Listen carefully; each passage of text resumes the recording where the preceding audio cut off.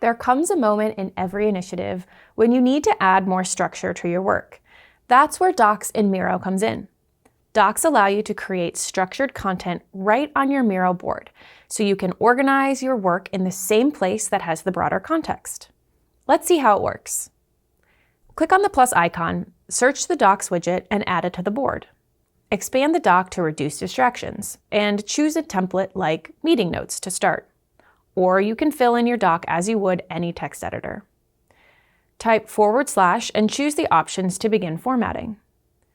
Modify your doc by highlighting specific text and using the editing toolbar to manipulate styles or add hyperlinks. Docs in Miro isn't trying to replace your normal text editors, but embedding structured content on a Miro board has some pretty cool advantages. Let me show you what I mean. Close focus mode to return to the canvas. Now you can add existing board objects directly to the doc. Drag and drop stickies, and they'll populate as a bulleted list.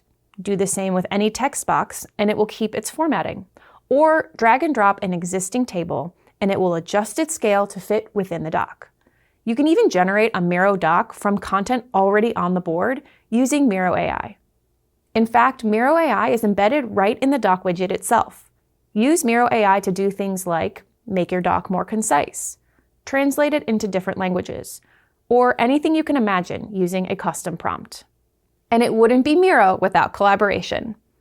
Teammates can interact with the docs simultaneously and leave inline comments using the comment tool. When you're ready to share more widely, export your doc to PDF.